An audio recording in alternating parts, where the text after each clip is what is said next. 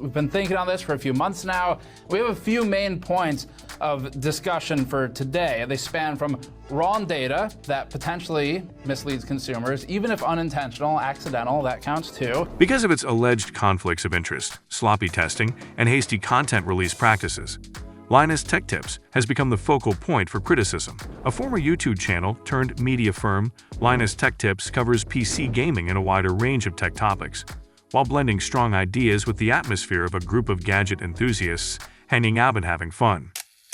The end of July marked the beginning of its issues. One of the things that distinguishes Linus Tech Tips from other content producers in the field, such as Gamers Nexus and Hardware Unboxed, is that Linus Tech Tips tests everything from scratch each time it gathers data for a new film. Gamers Nexus first exposed a long list of inaccuracies in some of Linus Tech Tips' testing data in its original video. The movies were never edited and re-uploaded, even though faults were occasionally fixed after the fact with on-screen asterisks or corrections placed in the comment sections. In other instances, human error or confusion resulted in outcomes that weren't accurately reflective of the evaluated product. The most notable instance was a now famous build test of a Billet Labs copper pipe water cooler prototype. Sebastian connected the cooler to a GPU that it wasn't properly matched for and then criticized the subpar performance in a video, calling it an exorbitant waste. He then explained his actions on a podcast appearance after being attacked, claiming that it wasn't worth the hundreds of thousands in employee time to retest it. The situation worsened when Gamers Nexus claimed that Linus Tech Tips sold the prototype instead of returning it to Billet Labs so that it might be distributed to further reviewers. Later, Sebastian confirmed that it had been auctioned off for charity as part of an Extra Life fundraiser for Children's Miracle Network hospitals rather than being sold.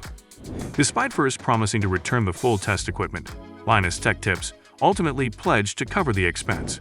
Gamers Nexus pointed out multiple occasions where Linus gave positive product reviews, while having a financial connection to the company, either through financial investment or a relationship with their products.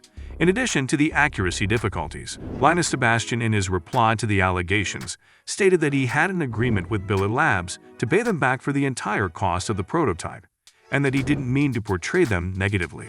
Gamers Nexus expressed their opinions in a new video the day after Linus spoke to them on the LTT forums. He claimed that Linus' message was hurriedly posted, and that it was an unhinged, unapologetic rant, where he skirts responsibility and blames others in the video.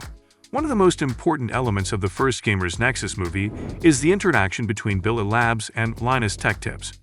In their video review, Linus used the RTX 4090 graphics card instead of the RTX 3090 that the Billet Labs cooling block prototype was intended to cool. The cooling block didn't function as anticipated as a result, and Linus and the team gave it a poor review. Additionally, without the small business consent, Linus auctioned off the prototype for charity rather than returning it to them. Although Linus stated in his original reaction that they had agreed to pay Billet Labs back for the cost of the prototype, the business later disclosed that Linus had not offered to do so until after the initial video from Gamers Nexus. Following the incident, Linus and his crew posted a comprehensive video response, explaining that they had stopped filming while they responded to the main concerns voiced by Gamers Nexus. The team will be focusing on long-term workflow changes, according to co-owner and CFO Devon Ho, and the business will no longer post videos every day. In the video, Linus also spoke up, labeling his opening statement as lame. Former employee Madison Reeve detailed some of the reasons she left the organization in a distressing thread on Twitter or X, just before Linus Tech Tips' video went online. Allegations of management maltreatment and unfavorable working conditions were a couple of these factors.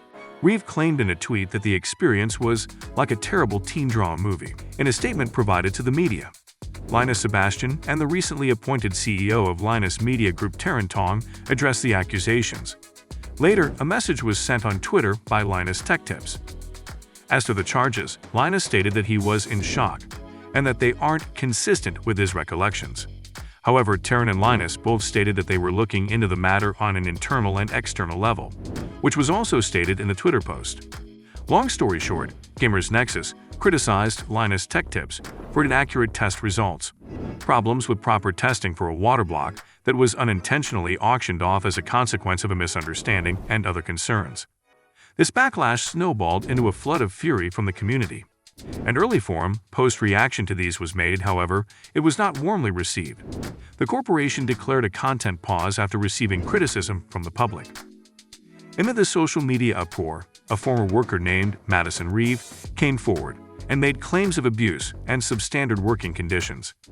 We contacted Taryn Tong, CEO of Linus Media Group, for comment after the recording of an internal meeting appeared online. Taryn said that the business is working on hiring a third-party investigator to handle these allegations.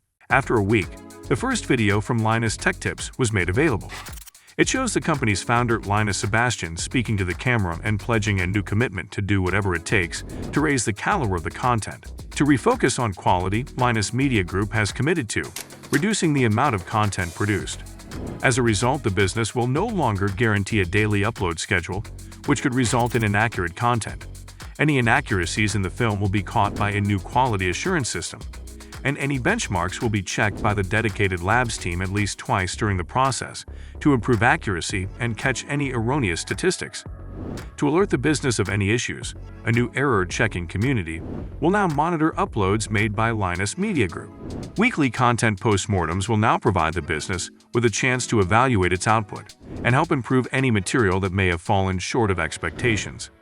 To respond to comments from both internal and external sources, Linus Media Group also sent communications to its employees directly about changes to their procedure.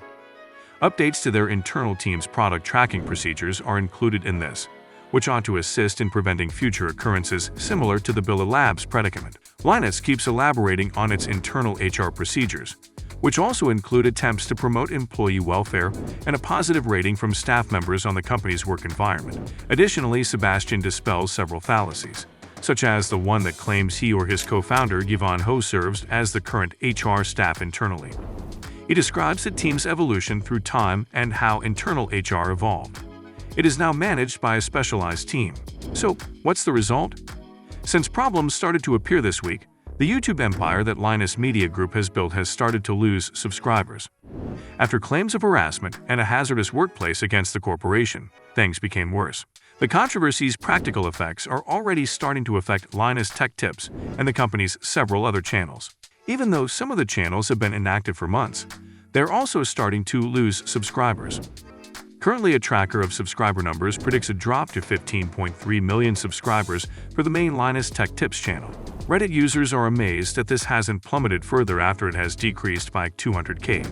The same thread, however, assumes that the channel will also be impacted by sponsorships and possible goods sales drying up after the issue. Around 20,000 customers have left TechQuickie, the second largest channel. Short Circuit, third on the list, has only lost 10,000. That's it, guys. For more videos like this, subscribe to this channel. See ya.